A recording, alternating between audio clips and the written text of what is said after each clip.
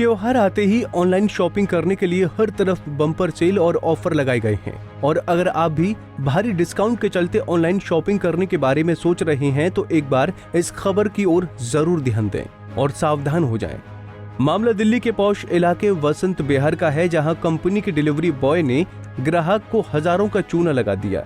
दरअसल वसंत विहार के रहने वाले सरोज कुमार यादव नाम के शख्स ने सितंबर के महीने में फ्लिपकार्ट से 2 सामान की अलग अलग शॉपिंग की थी, लेकिन जब दोनों ऑर्डर उनको डिलीवरी हुए तो उनको पसंद नहीं आया। लिहाजा उन्होंने फ्लिपकार्ट पर उसे एक्सचेंज करने के लिए रिजेक्ट रिक्वेस्ट डाला। रिक्वेस्ट डालने के बाद सरोज कुमार यादव के पास फ्लिपकार्ट का डिलीवरी बॉय आता है और उससे एक सामान वापस मांगता है। पीड़ित ने कहा कि उन्होंने सामान को रिटर्न करने का रिक्वेस्ट नहीं किया था, लेकिन डिलीवरी बॉय ने कहा कि आपका एक ऑर्डर रिटर्न होगा और पैसा आपके अकाउंट में आ जाएगा और अगर आपके पास पैसा नहीं आएगा तो आप मुझे कॉल कर लीजिएगा। फिर उसके बाद वो एक ऑर्डर लेकर वहां से चला गया।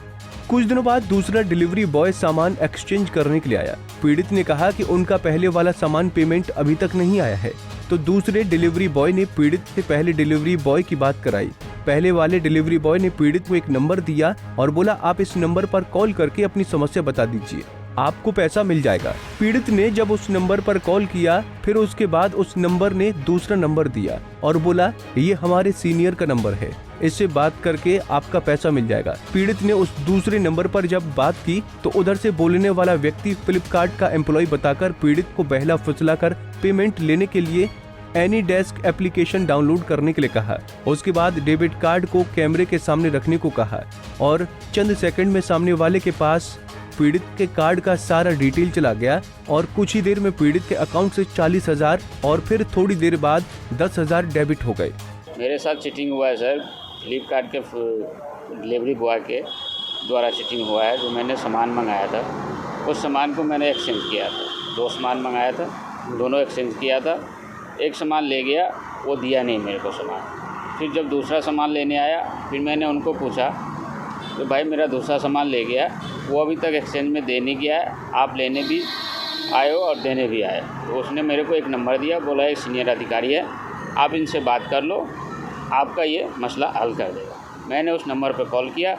जैसे कॉल किया उसने बोला मेरा सीनियर अधिकारी आपसे बात करें। दूसरा कॉल आया, उस कॉल के जरिए उन्होंने मेरे को समझाया जो आप फ्लिपकार्ट में पैसे ऐसे दिया जाता है, जो पहले अकाउंट में दिया जाता था अब अकाउंट में नहीं दिया जा रहा है, आप ये एनी डेस्क डाउनलोड कीजिए, उसके ज़रिए आपको अकाउंट में पैसे आ जाए।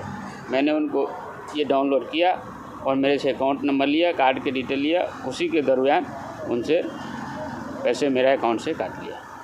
जो आपसे कार्ड डिटेल लिया था तो आपका वो जो एटीएम है उसको स्कैन भी कराया था? हाँ, उसने स्कैन भी कराया था एटीएम को दोनों तरफ से। बहरहाल इस प्रकार की ठगी के शिकार ये शख्स इकलौता नहीं है। पीड़ित का भी मानना है कि जिस तरह से इनके साथ ठगी की वारदात हुई है ये कोई छोटा मोटा नहीं बल्कि एक बड़ा स्कैम है, जिस पर दिल्ली पुलिस को जल्द से जल्द काम करना होगा।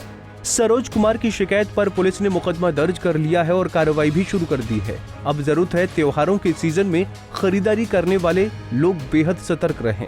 दिल्ली से राकेश सोनी, पंजाब केसरी टीवी। हमसे जुड़े रहने के लिए हमारे YouTube चैनल को सब्सक्राइब करें और नई वीडियो की नोटिफिकेशन के लिए बेल आइकॉन को दबाएं। अगर आप ये वीडियो Facebook पर देख रहे हैं तो लाइक जरूर करें और ज्यादा से ज्यादा शेयर करें। धन्यवाद।